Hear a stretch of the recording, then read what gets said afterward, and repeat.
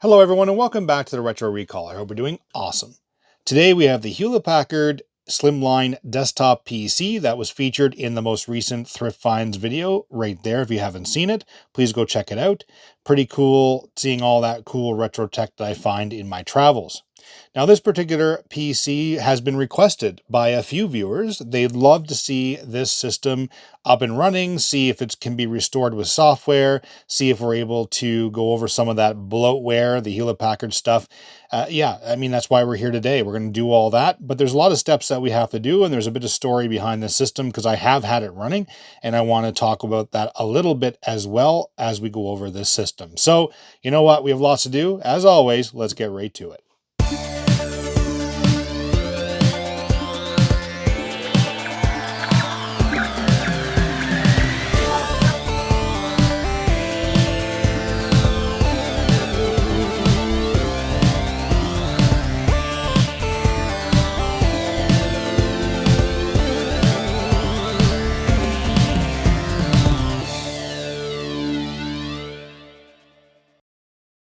And welcome back. So as I mentioned, I already had this system up and running because I was concerned whether or not I could find the image for this particular computer. And the image itself, I was not able to find online. Of course, Hewlett-Packard says you got to pay for them. And of course, if you, they even still have them on record. And that's where archive.org comes into play. But unfortunately, if you've been keeping up with current events, archive.org is currently offline due to a recent cyber attack. So I am a little concerned about that. Hopefully that comes up and running. That site really helps the retro community thrive, especially for projects like this, whether it's getting software and being able to restore these older systems, or if I'm able to get certain drivers or things off of these systems, I'm able to upload them to archive for others to enjoy and experience if they have a similar system they can restore. So I wanted to call that out at the beginning. I'm going to be doing a little bit different this time because I already know what's inside the system. I already know in the current state it's in. We're going to approach it from your lens, which is you don't know. So I'm going to approach it from that lens and we're going to go through the whole process of the restoration of the system, but know that I do have a recovery set now that I did not have, but that took hours and hours to be able to get going. And I'm going to walk through later as to why. Okay, and here we are with the desktop we're going to go over, and you can see, I mean, I have it zoomed in pretty well here so everyone can see the system, but you can see the size of my hand in comparison to the desktop. So itself, the system is quite tiny. I mean, these are small form factor PCs. They consider this a slimline. That was their branding at the time. So along the top, we have a power button along the top, pretty straightforward, and a light along the top as well that shows our indications. It's just very like see-through plastic that's here that has some LEDs in it. We do have the, newfangled at the time media card reader that was all the rage back in the day. We also have an optical drive bay, and it is populated as well. Now, I will say, there's this piano black that everyone knows how much I love. I don't understand why manufacturers did this and felt the need to have this gloss, because ultimately, as the years go by, other than fingerprints and garbage that you see on top of it, you get scratches and things like that over the years. So, but this particular system, to be honest, is actually in decent shape for the age of it. So then here we have like a little translucent strip of plastic, which does have some indicator lights. So it looks like a hard disk activity light. I imagine the power light is there as well. We also have a couple of front IO. So we have our USB, which I imagine would be 2 at the time, as well as front headphone jack and our HP logo on the front. Down the bottom, we have a couple case badges indicating the operating system as well as the CPU. So we do have the Windows Vista badge, and so we are going to be experiencing that today. Not a full installation that you would see typically based on, like, say, an OEM, like a standard install. This is going to be more of the recovery install. Then we have the AMD Athlon X264. So we're going to go in the system to find out exactly what that is. And of course, we have the branding, the HP Pavilion Slimline along the bottom. with some good old dirt. Now, if I slide this down, we do have that Hewlett-Packard Pocket Media Drive Bay. I've talked about this several times, and one of these times when I come out with one of these systems, I have a full-size one. This is more of the mini one that it accepts, but it's a very similar shape that slides in. You can use it as a portable USB drive, or you can just take it and stick it right in the computer and it accepts it. So the side, we have a bunch of case stickers, which I love, and I've said this before, as long as they're in good shape, I love seeing these because, you know, this would be a new computer out of the box or something you see on a shelf and will really give you an indication of what is inside the computer in terms of performance, and then you could compare them. And I just like seeing these, you know, especially if they don't litter the front of the case, it's not too bad. So we have a Hewlett-Packard Pavilion Slimline S3700F PC. Full PC functionality in 1/3 the size. And again, I can see the size of my hand here. I mean, the computer is not that big at all. We have the Hewlett-Packard logo embossed on the side of the case. And again, really good shape. I don't see any dents. I don't see any deep gouges or scratches. So that's really good news. So it says AMD Athlon X2 5000 dual core processor with an NVIDIA graphics with the GeForce 6150 SE. Now this is integrated graphics. Obviously, we're going to look at the back expansion, but given it's a slimline PC or a small form factor, it would have to take low profile cards, but we'll see that in the future here in a moment. So we have 3 GB of system memory. We're going to see if we can upgrade that today a little bit, because I know that's one of the struggles that Vista had was memory. And then of course we have 320 GB hard disk drive, and you know, spoiler alert, that is inside this computer, or at least a hard disk is. DVD burner with LightScribe technology makes personalized silkscreen quality labels. Again, I've talked about this many times. I now have several LightScribe capable optical drives. It'll be really cool to feature like a segment on the Retro Recall to see what that looks like through the process. And of course, we have Windows Vista Home Premium with Service Pack 1. So at the time when the system came out, it came with Service Pack 1 already pre-installed. 1-year limited PC hardware warranty and software support, 24/7 customer support, and then gives the phone number. Power button conveniently located on top, 15-in-1 card reader, optical media drive bay, and then of course our Hewlett-Packard Pocket Media Drive Bay as well, and drive sold separately. And it just tells you to slide it down and you're good to go. And it features Hewlett-Packard Media Smart Software Suite, your one-stop multimedia and entertainment center to create photo slideshows, share personal videos, listen to your favorite music playlists, and watch DVD movies. And of course, there's a bunch of disclaimers. It tells you go look at the box. Graphics by NVIDIA, case badges down here with some serial information, product information, of course, if you're looking for some support. And of course, we have our license key for our Windows Vista. Okay, along the back of this system, so we have a power supply that's in the computer, and again, very small form factor power supply. Now, I did notice quite a bit of heat coming out of this power supply when I did have the system turned on. There's not a lot of ventilation in this area. The only ventilation that I see is, of course, from the PSU itself, like from the fan. There was nothing else really around it, and that can, of course, cause some, well, heat. And that's one of the problems with these systems. And I find AMD Athlon CPUs run a lot hotter than, say, the Intel counterparts. And you'll see that in here. It has quite a bit of heat sink compared to, like, say, an Intel at the time. And of course, along the back, we have a couple PS2 ports for our mouse and keyboard, SP-Diff audio, so digital audio out. We have a VGA port, 4 additional USB 2 ports. We have a 1394 FireWire connection, integrated Ethernet, integrated audio. And of course, we have, like as I mentioned earlier, some ventilation along the back. This would not hurt to have additional ventilation. I'll say that right up front. And of course, we have what looks like to be 2 additional expansions along the bottom here. Now, I will say, in my experience with these systems, this doesn't always indicate that there's actually 2 ports that are available. It usually indicates that this case could have been used in different models. So in this particular case, we do have the 2. However, sometimes you don't have the 2 ports that you can plug into as well. But you can see how they're low profile compared to a full height card in, say, a typical tower or desktop PC. Okay, we're going to flip it around the side and see the other side just for good measure. So you can see we have a lot of space for ventilation. We do have the heatsink is right here. You can see the heatsink's butted right up against the case itself, the cover. And then, of course, we have the fan that's mounted here. But again, just so much heat was coming out of this area, that it would not hurt to have more ventilation, and whether it's, you know, active cooling and things like that. And of course we have additional ventilation on the bottom. Okay, let's crack this case open and get a better look at the inside of the components. And here we are with a different angle on the system itself. And I do like that design where it's not just the side that comes off, the side panel, it actually wraps around to the bottom of the chassis itself, so that when you take this off, you have additional room, additional access.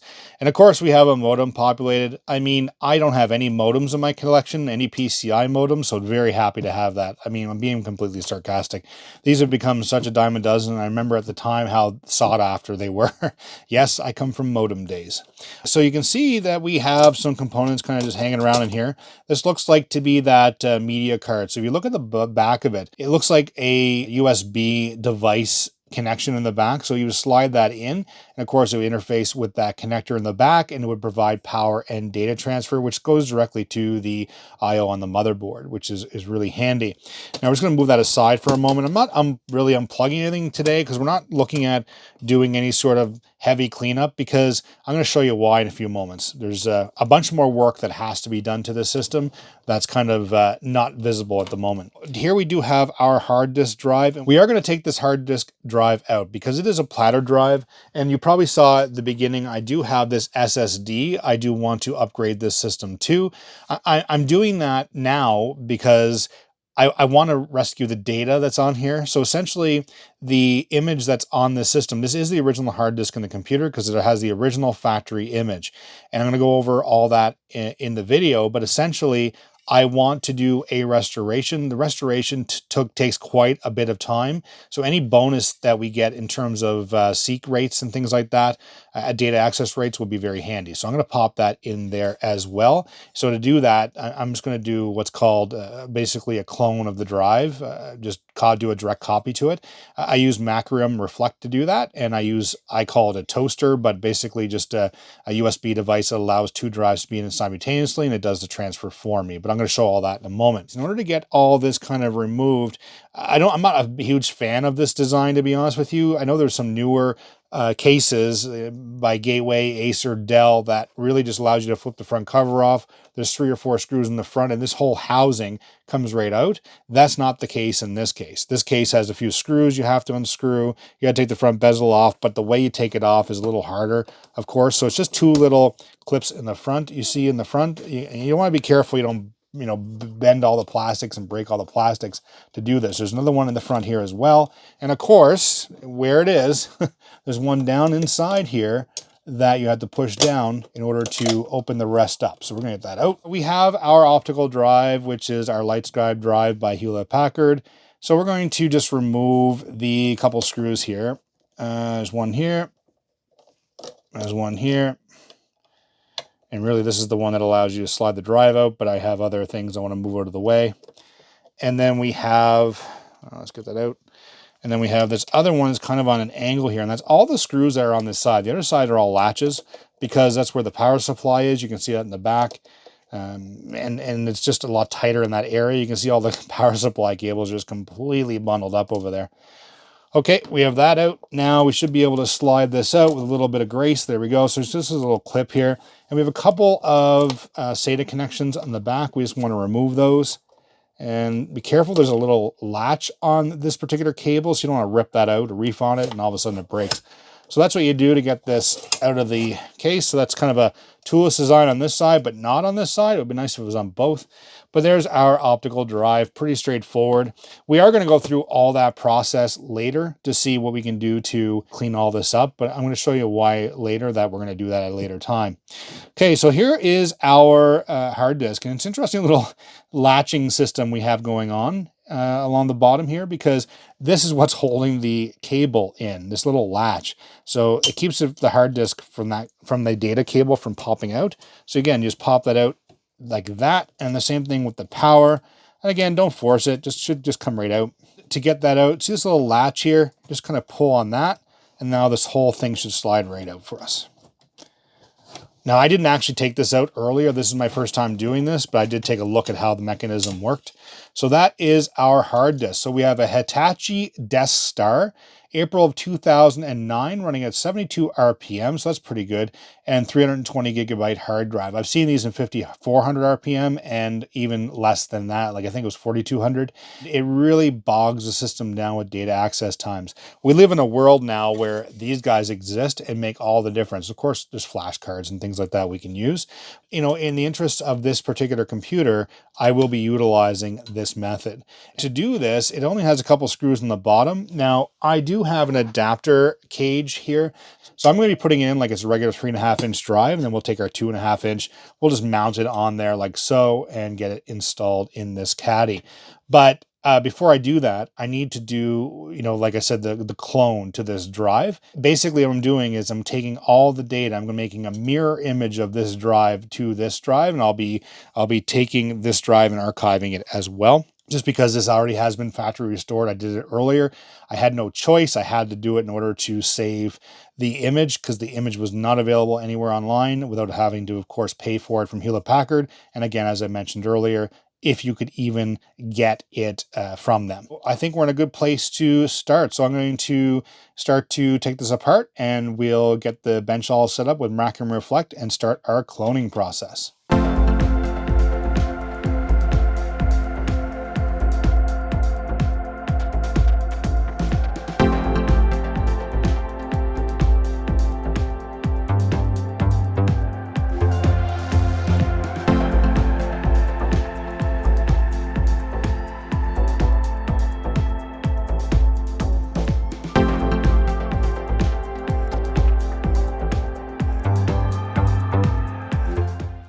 And now we're done the cloning process, fairly straightforward. As I mentioned, we take the Death Star 320 gigabyte drive. We have the Kingston 960 gigabyte SSD. We just told this to do a complete clone, targeted that. It automatically does all the geometry, does all the partitions for us. We don't have to do a thing. It automatically copies everything, and bam, we now have our exact image on the drive. Okay, so we're all done now. So I'm going to get all this kind of cleaned up and continue on with the desktop itself. Okay, so we are back. I have all that mess cleaned up at the moment, but I am going to take my Sharpie and just write on this disk drive, because this is where the factory image is done. So keep in mind, as I mentioned, I already had the computer up and running prior to making this video.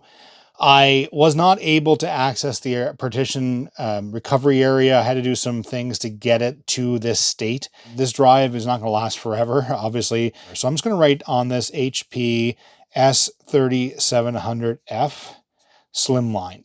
That way we know exactly what PC this was meant for, and then we can use that for future projects, or in case we ever need to go back to this. Okay, so enough about that. We have that all done now, which is great. And that's one of the things you guys don't normally see in the background. So every single PC that I get, whether it's, you know, from thrifting or from donations and things like that, if it has an original image or original drivers, I try to bring it all the way back to factory to avoid any sort of personal identifiable information, PII. So what I do is I take that and then I do a complete image. I do that because the retro community deserves that. And if it's not out there, at least I have the ability to do it. Like I said, we're just going to utilize the existing caddy that it came with, because this is all factory, right? So I can slide that right in there and it's all good.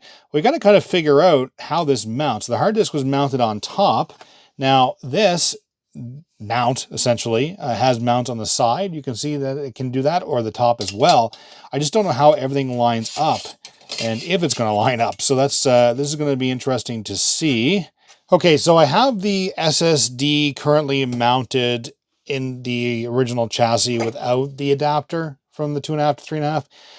It just won't work, right? So I do have a screw in there, so it is holding it. I mean, the nice thing about SSD, it's so light, thin and light, that I mean, chances are that's probably just fine.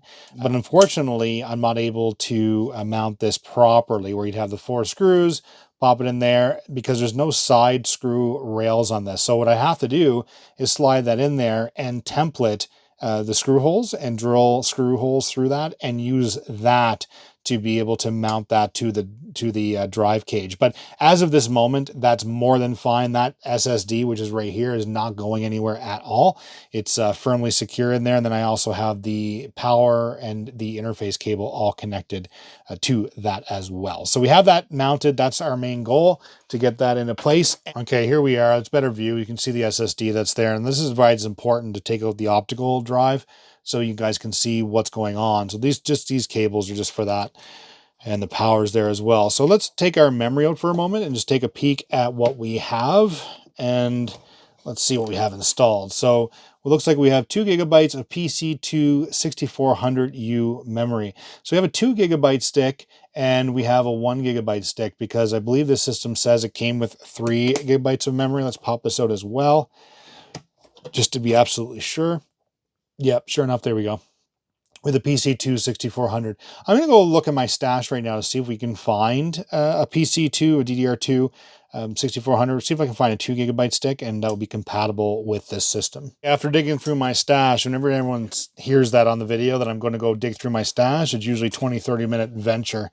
Okay, so I found some DDR2 PC 6400U 555 memory, which is exactly what this stuff is.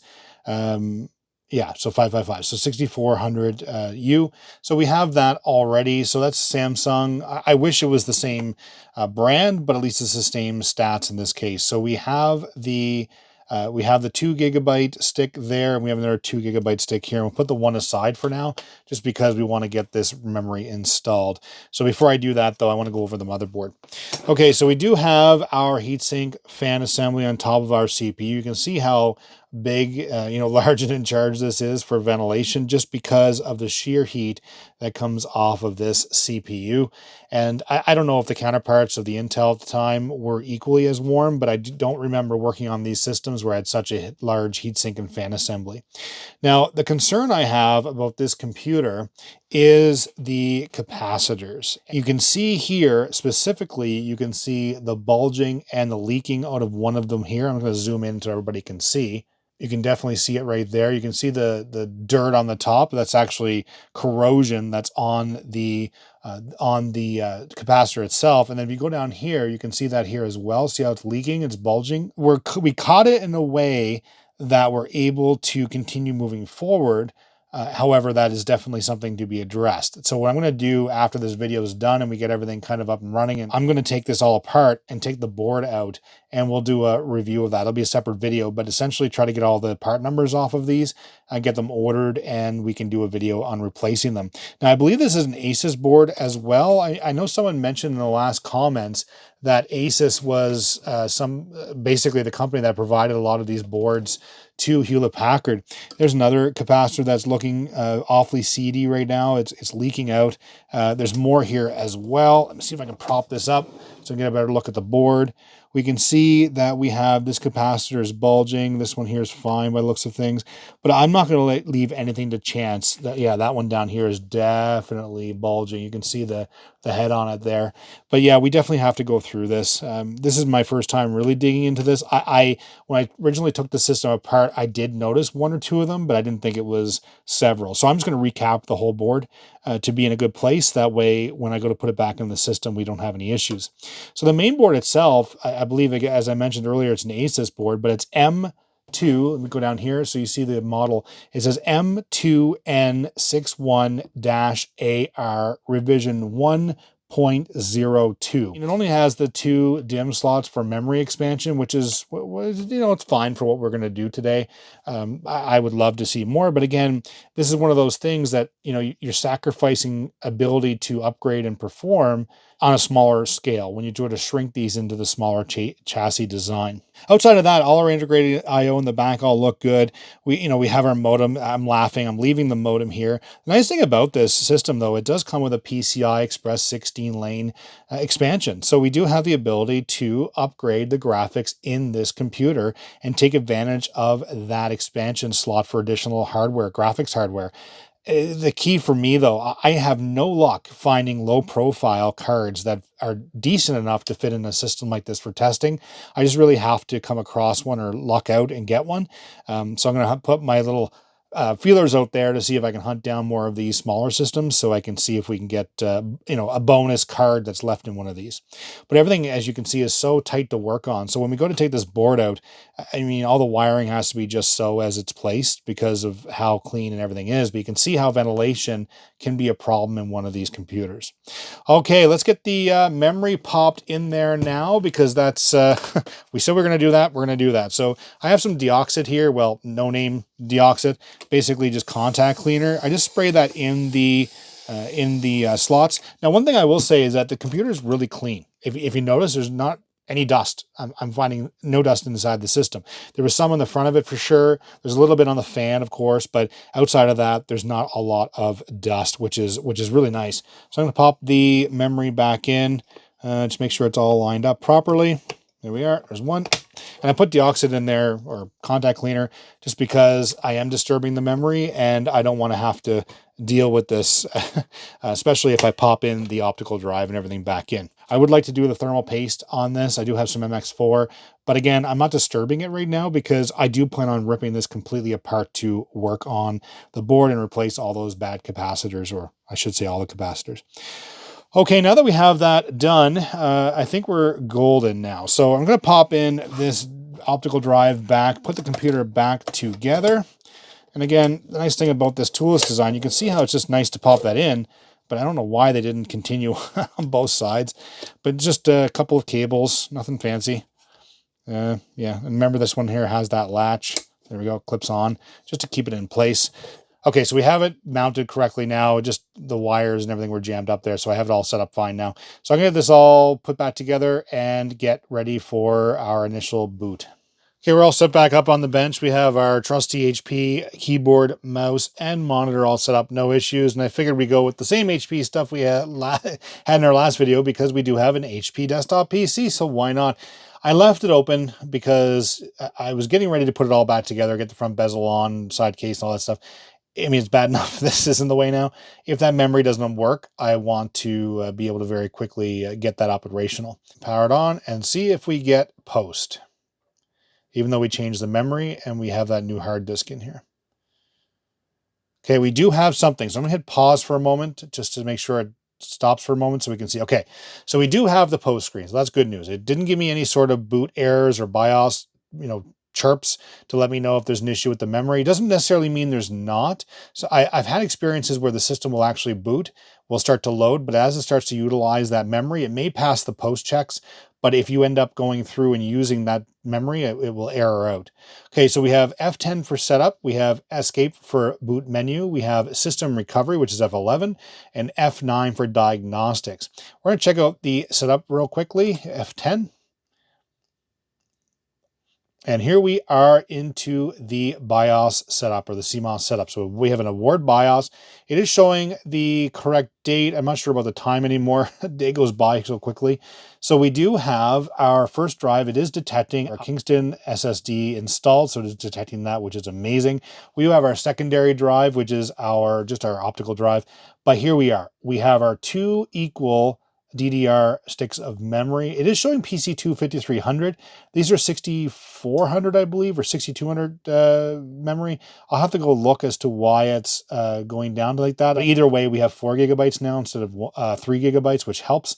Our BIOS revision, I believe also there's an updated BIOS for this motherboard. And then we have our advanced. It just warns you, tells you not to change things in here, but we have the AMD Athlon 64X2 dual core, CPU running at 5000 plus, running at 2.6 gigahertz, and our L2 cache of 512K by 2, so 1 meg. Our primary video adapter is set to PCI. All the different components are generally enabled. What's disabled here? So our onboard LAN boot, we don't need that on. SATA controller is enabled. Everything else is good. Okay, I'm going to restart the computer real quickly and see if we get back to that screen, because I'm going to go into the option for diagnostics to see what that does. Okay, here we are. So that's F9. All right, so here we are. So we do have the diagnostic tools powered by PC Doctor R, and we have our model information, our product information, model information, the serial information. That's all on that sticker on the case badge, and shows that our CPU has passed and testing memory currently. So it's testing our memory, which is actually good to see. Okay, here we are at the end of the test, and sure enough, it proved me wrong, and there were additional tests that were part of this system. So we do have our tested memory is all passed. It did go ahead and test the additional drive. So it tested the optical drive, the SSD, and the boot path as well. And it says it's all perfectly fine, which is exactly what we want to see. So it says R to reset or a retest or any other key to reboot. I'm just going to enter we're going to reboot. So ideally this will now boot into the operating system. And keep in mind, we're testing this clone for the first time. We had that the original platter drive, the Hitachi Death Star, and we did that clone to the SSD. So we're testing the SSD to make sure that image that I copied over is 100% correct. There's a couple things I want to show you in this. So this has been restored to factory default. So that's the benefit of being able to get one of these systems and having the access to the original factory recovery. And that is what I'm going to upload to archive.org when it's up and running again. So you can see all the bloatware, as we call it, as part of the operating system. We're not going to restart now because we're actually going to end up doing a full restoration on this just to show everybody the process and doing it. And having that SSD will make this process faster. For me anyway, you guys won't see the difference because I'll jump cut it, but here we are. The challenge I had with this computer specifically was creating the restoration disks.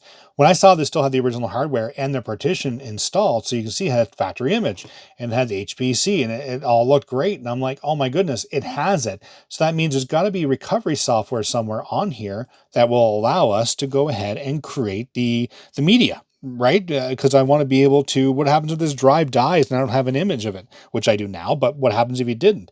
Well, it's very good practice to do that. So if you go into PC help and tools, this is specific to Hewlett Packard. I click on recovery disk creation. It says, yes, you want to continue. So it elevates the permissions. So here we are, it's loading up. It's going to come up to this wonderful, beautiful screen and you'll see what happens here.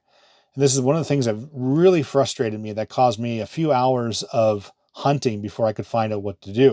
Okay, it says here, welcome to the Recovery Disk Creator. Use this program to create a set of recovery disks for your computer, because this is what I wanted to upload to archive.org.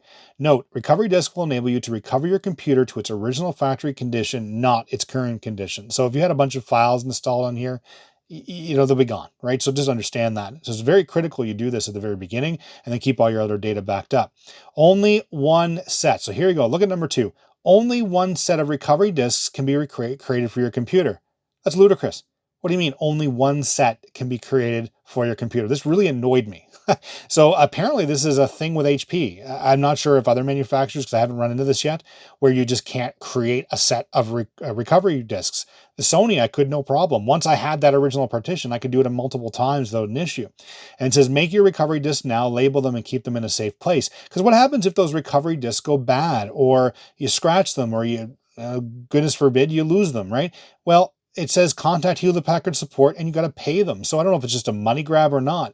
So I was like, okay, well, something on this computer is preventing that from going forward. So hit next. It says a set of recovery disks have been created for this PC. Only one set is allowed per PC. Again, annoying. What you're seeing here is exactly what I ran into earlier, except it had all the previous owner's information all over the desk, but this was the same idea because that owner would have already done recovery disks. Do you think they're included in the, taped on the inside of the chassis? No, they're not. They're in this collection somewhere in the garbage somewhere. But in this particular case, I wanted to make another set so we could have the original for this system. So I was like, all right, well, that's not going to work. So then I was, did a bunch of things and said, okay, I'll restart the computer and see what we can do. It didn't make a difference. And I said, okay, well, see if you can find, there's 2 individual files you need to rename to be able to reset the counter, the recovery disk counter, to be able to bypass that error and make an additional set. Now, the thing is, once you make the other set, it will create those files again. So you got to keep on doing that same process. So in order to do this, you got to go into your control panel first and go into, I think folder options, because you want to go into view and show hidden files and folders. And you also want to uncheck hide protected operating system files recommended. It's recommended to have that checked. I unchecked that, apply. It warns you because it will expose things to the end user, yourself, that if you end up deleting it or something, a critical system file, you're done. The computer just hosed. You won't be able to boot it up again, things like that. Windows hides all those things so you can't accidentally delete them. Well, most of them anyway. All right, so what you do is you enable that. So once that happens, then you can go into the computer under C, and then boom, it's showing me all a bunch of hidden files, folders that you normally don't see. So under program files, now in this particular case, it's under program files. HP is known to put it here as well as the root directory under C. So in this particular case, it's under C program files. and it's this folder here. SMINST is the restoration. So I go in here and I go down to a file called hpcd.sys. That's the file right there that needs to be renamed. You can see I did it once already. I have hpcd.back, B-A-K.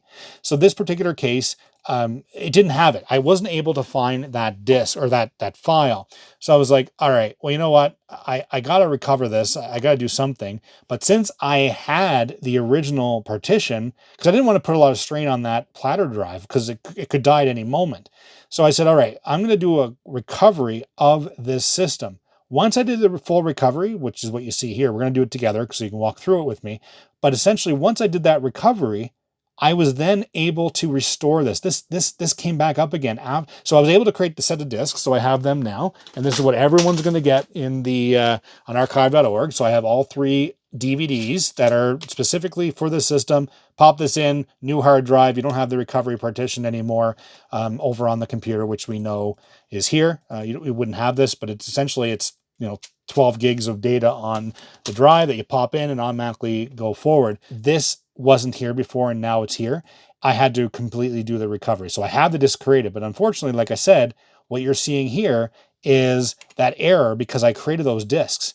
So the only way to create another set of disks for an end user who doesn't know how to go in and do this, they'd have to redo their whole system again. And the key is for that, you have to do a full factory reset. You can't keep all your data and files because it doesn't restore all this stuff.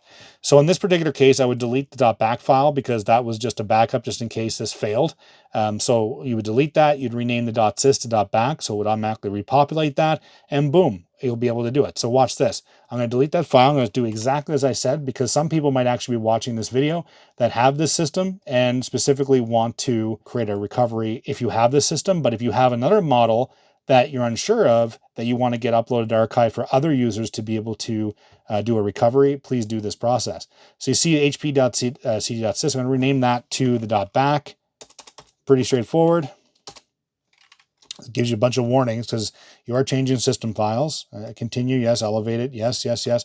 So then yes again, and boom, it's done. So we have that there, but it's not just there. It also duplicates itself as a double check on the actual recovery partition.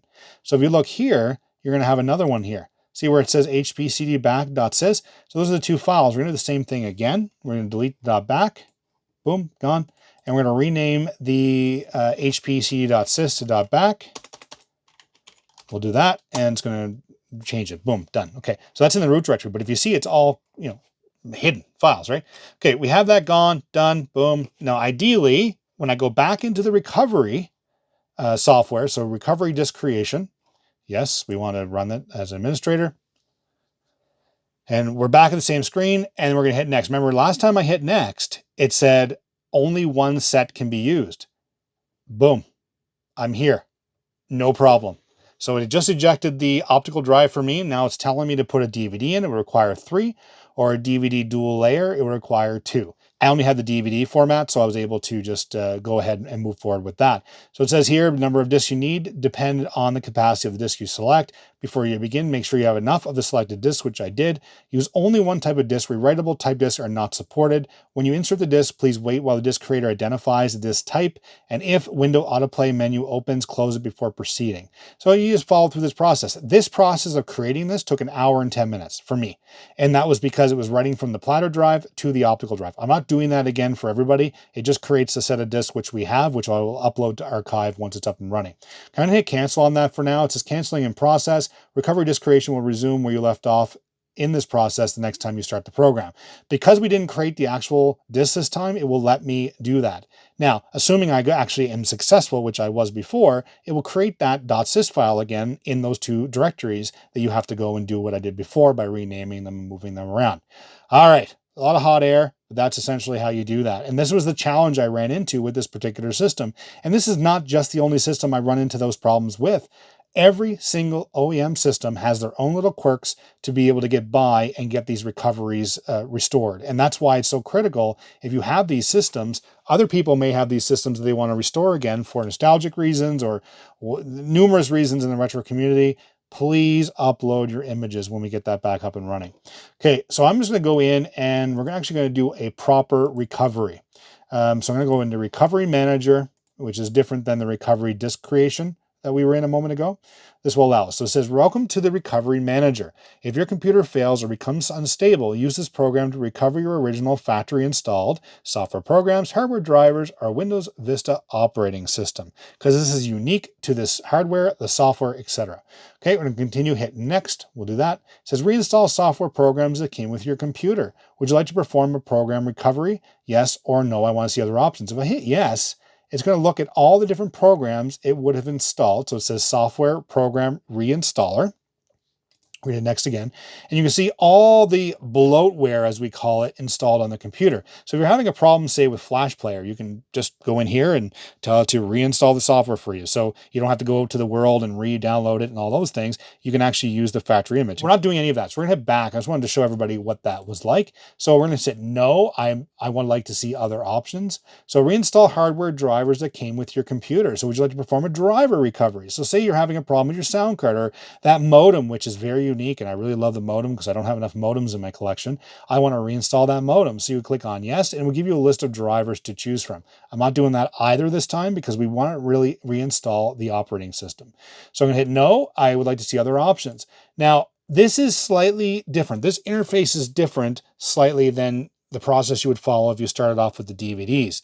What you would do is stick the first DVD in as you start the computer, and you would tell it to boot from the DVD, and you get into a similar setup screen, except it wouldn't give you the options. It would just restore the system versus saying, hey, would you like to fix your drivers? Would you like to fix your software? You don't have to do any of that. Okay, it says here, Microsoft System Restore uses restore points. So it's giving you one last option. You sure you don't want to try a restore point? Maybe that'll fix it. But everyone knows about that, so we're not going to touch that right now. We'll click on no, and besides, this was just fixed yesterday, so there's no restore points. Okay, recover your computer to its original factory condition. That's what I'm looking for right now to show everybody on the channel what that is. So would you like to recover your computer to its original factory condition? I'm going to click on yes and hit next.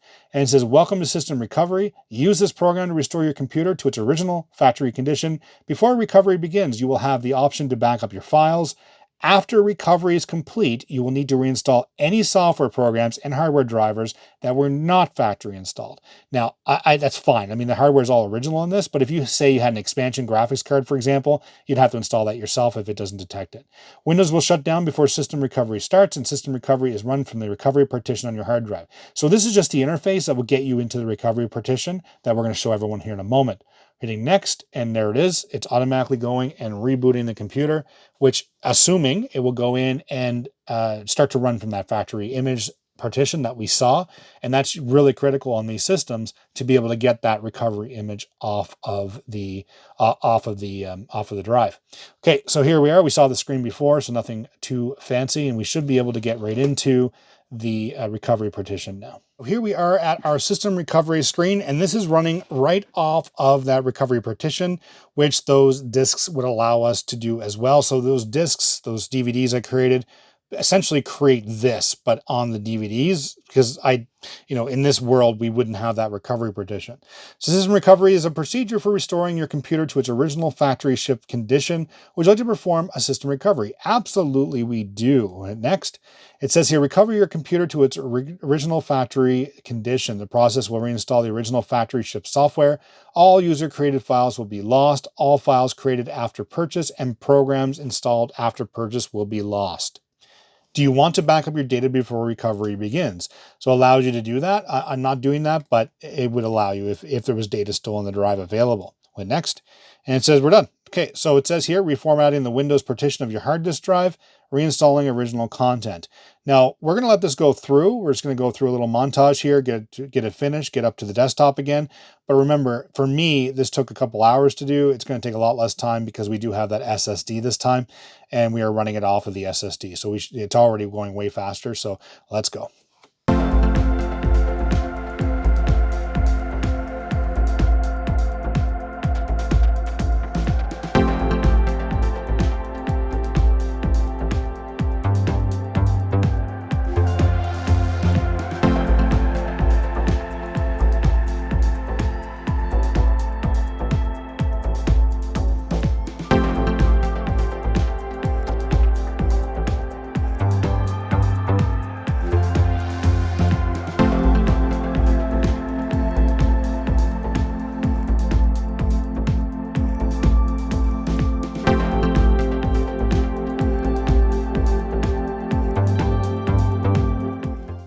And here we are to the desktop. So we have this little drop down bar that's already, well, permanently dropped down.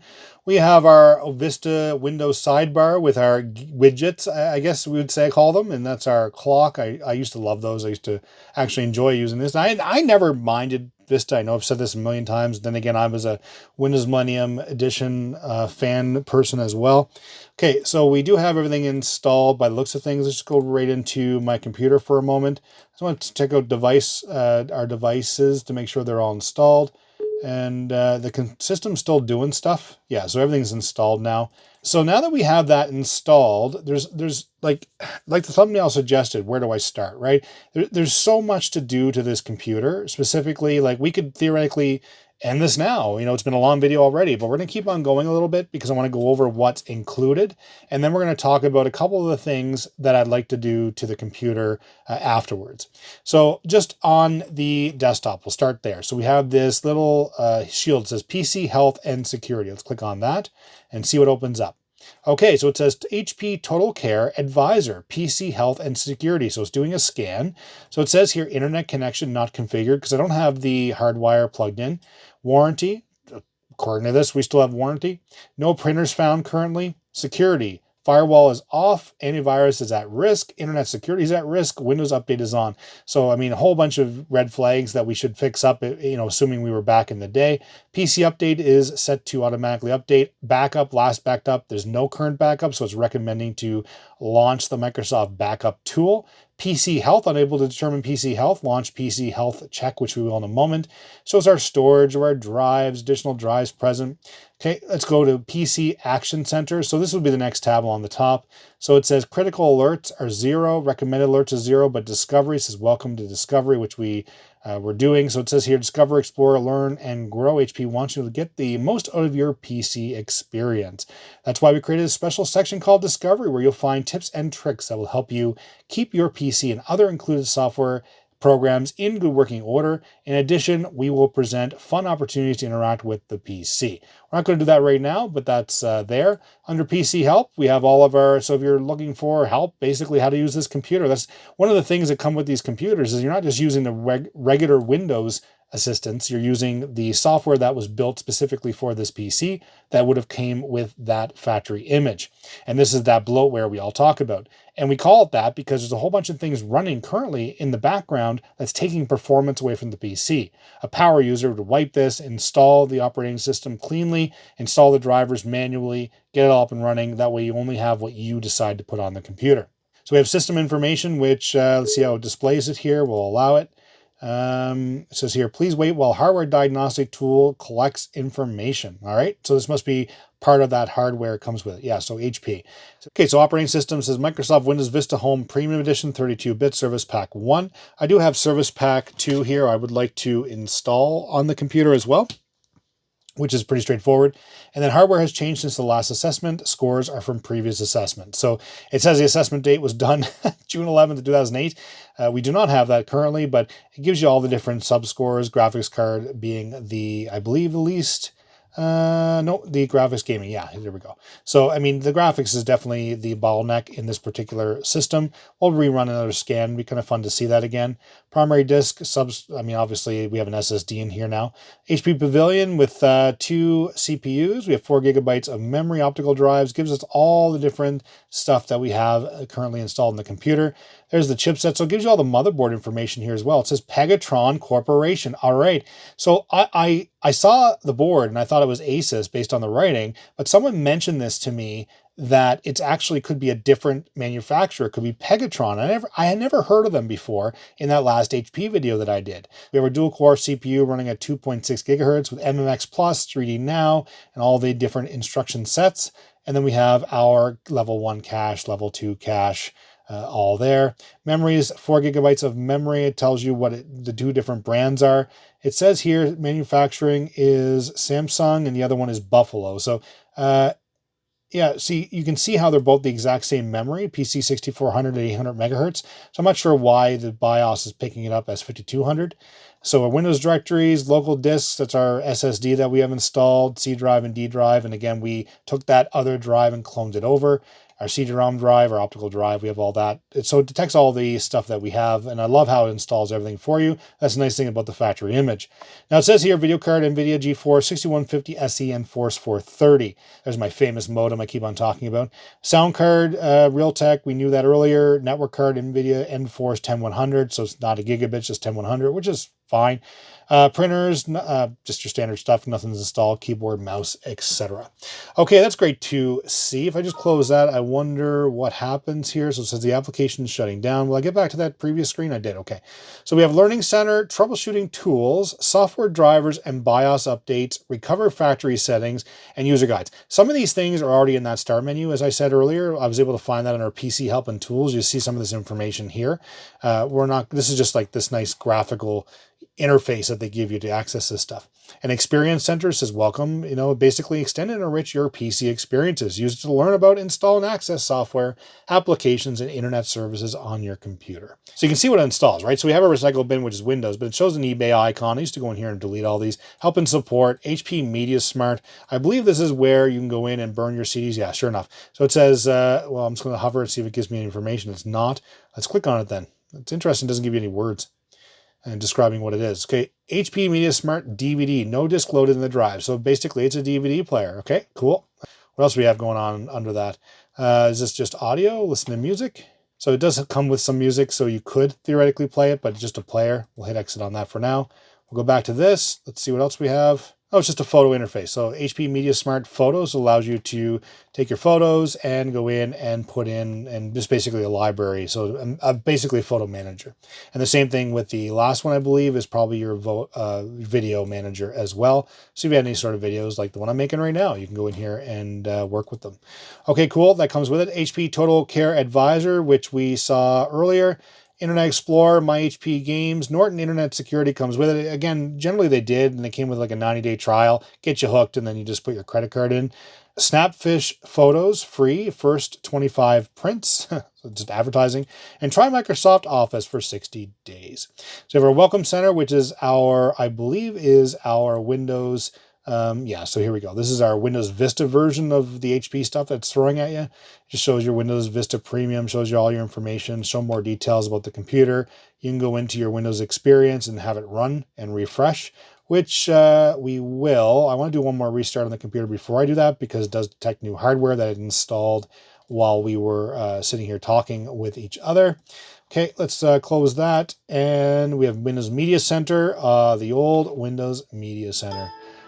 Welcome. Express setup. All the Windows Vista sounds. Express setup. Okay, I'm just going to hit yes on that. Okay, it's like a media center, right? That's what we have. So we have our pictures and music, TV. So it's nice that it came with it. I know Windows XP came with an option. Obviously, I've done a video on Windows Media Center through the other HP computer we had, but it's nice that it comes with this by default. We have Windows Photo Gallery, Get Online, HP Total Care Advisor, which keeps on popping up. There's that bloatware we talked about. Windows Live Messenger download, Windows DVD Maker, HP Media Smart, and then here's all of our stuff. So it says it comes with CyberLink DVD Suite Deluxe. I'm going to click on that real quickly. So make an audio CD, make an MP3 CD, WMA CD, MP3, Microsoft Works Task Launcher, Net Zero offer. Everyone remember Net Zero, the dial-up program? Windows Calendar, Contacts, Defender, DVD Maker, all these things. Keep on going down. Those are all the standard Windows stuff that comes with Vista. We have Windows Update, accessories, extras, and upgrades. So we have Windows Anytime Upgrade. So if you want to upgrade, basically get a license key, goes to Microsoft, downloads the additional software you're missing as part of your operating system. Say if you wanted to go to Windows Vista Ultimate from home. Under games, all those classic games. Now, not a lot of these all work, I don't think, because some of these I believe are online.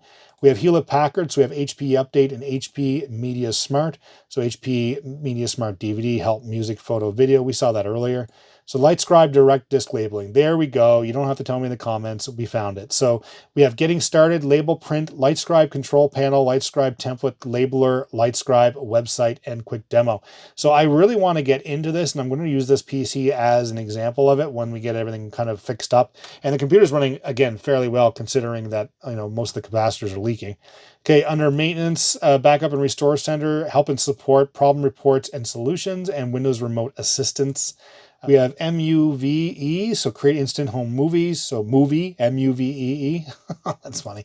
My HP Games. So it comes with a whole bunch of games that were installed as part of the OEM package. Personally, I like seeing these things, and as long as your computer can support them and you have the space, I mean, if it's not harming anything. Norton Internet Security. So again, that's that free option for the Internet Security to be part of your system. Usually you get a trial of 30, 60, or 90 days. Sometimes a year if you're lucky. Online services, it says get online. In this particular case, we're in Canada, but it will give us some online options. PC help and tools, we saw that earlier because I described that before we did the original recovery. So, okay, there it is. So click on Windows Experience Unrated, and we're going to do a refresh now to see where it sits. So rating this computer, this might take a few minutes. Your screen might flash during the rating. So what's really neat about this is that this was kind of like the level, the benchmark, that when you went out to buy software or get software, it would say, hey, this works on a computer that has a base score of X. And, you know, because it essentially doesn't do an average of anything. It basically says, hey, what's the worst component you have, whether it's memory or graphics or hard disk access, speeds or CPU, and it gives you that score, and it bases everything off that, because that's going to be your bottleneck essentially in the system. And that's what it encouraged you to go and upgrade. So in this particular case, based on the old scores, our gaming graphics is F3. If I throw in a dedicated graphics card, if I could ever find a low profile one, then we could get a much better score, giving the system an overall better score as well. So right now it's just doing a complete test of all the hardware performance. It's like like I said earlier, a benchmarking tool. So it's doing that right now, and we'll see if we get a better score than 3, because it said it detected the new hardware, probably because of those drivers that were installed. Okay, so it just finished and it still gives us that 3. So now it says your computer has a Windows Experience Index base score of 3, and it's really going down to the gaming graphics. And I've installed Windows Vista Service Pack 2. You can see it up here. It is registered as Service Pack 2. And the other thing I want to call out is the drivers. So we do have Snappy Driver Installer, an excellent project.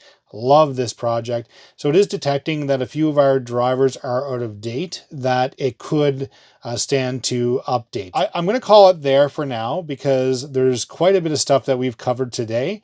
We'll cover all that in our outro, but I think we need to have a little bit of fun before we jump into that outro. Let's go. Play.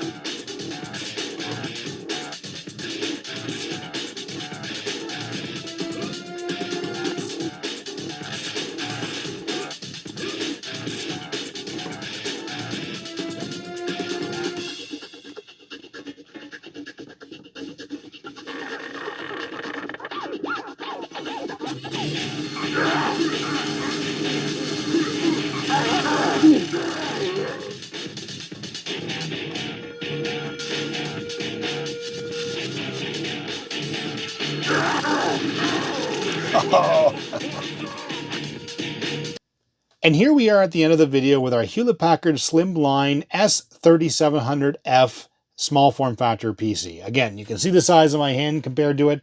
Look at the monitor. It's a 19-inch monitor. It's quite a small PC, but packs a bit of punch and wasn't all that bad. I expected a lot worse. So in today's video, what I really wanted to do was showcase, a system that you get from, say, e-waste, or you get from a thrift store or what have you, and you want to kind of restore it.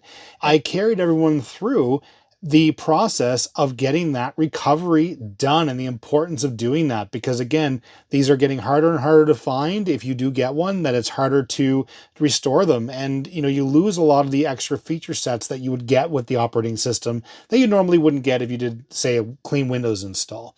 Like I said, I wasn't able to go on archive to see if this was already there, but I would say this was pretty productive at the end of the day. I mean, considering that we were able to get, and we do have the recovery partition, we were able to get that hard disk cloned. So we do have the original hard disk, but now we're running an SSD. So that's half the battle, getting that upgraded.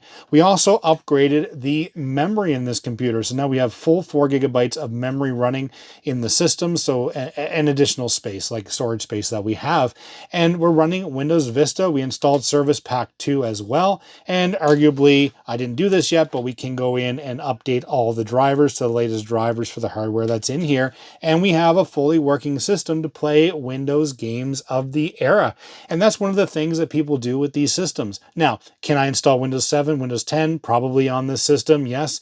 Windows 10 might be a little struggle, but Windows 7 for sure. But there's distributions of Linux out there that you can definitely install on this as well. And so these systems aren't gone yet. You can still do stuff with them. But for me, I like this setup. I don't have a lot of Windows Vista systems. This system is running flawlessly at this moment. And you can see, even with, like I said, I had added a few more widgets. Even when I was using the system, you saw how quick it was operating. Playing Unreal Tournament 2004, I turned all the settings up to maximum to see what would happen. And it was again, flawless. Had no problem playing. I'm sure newer games and things like that might have a little bit of a struggle, but there's definitely a range of things you can do with this computer. Now, is this it for this system? Absolutely not. This was a long video, but this was only part 1. Part 2 will involve us dismantling the entire system to get that motherboard out of the computer and get those capacitors replaced. I like to recap the entire board to make sure we're in a good position to make sure this computer has a lot more life left in it. We definitely need to apply new thermal paste to the CPU. I am concerned a little bit about the heat in that area, so we might end up adding a secondary case fan to the PC. I don't care if it's going to be monitored as long as there's airflow in there, as well as get it all cleaned up, like scrub everything off. I mean, heck, we still have the original sticker or the original protection film on top of the piano black here, which is probably why it's been in such a great shape for what it is. Here we are. This was a viewer request. Someone said, hey, can you please walk through? I'd like to be able to see all the software that would have come with it. And I figured I'd take it a step further and go through the actual process of doing the restoration and showing how critical it is to get these backups done and get these images off these computers before we are not able to anymore or get them again. And this was a lot of fun, and I honestly love bringing new life back to these old computers. That said, if you liked today's video, please give it a thumbs up. If you haven't already, please hit that subscribe button. Makes a world of difference, helps this channel grow, tells YouTube you like what you're seeing. Let me know down in the comments, did you own one of these computers before? Have you actually done a restoration? What else should we do with this computer? Again, leave a comment down below. I respond to absolutely every comment. Always making new content. We'll see you in the next video. Bye-bye.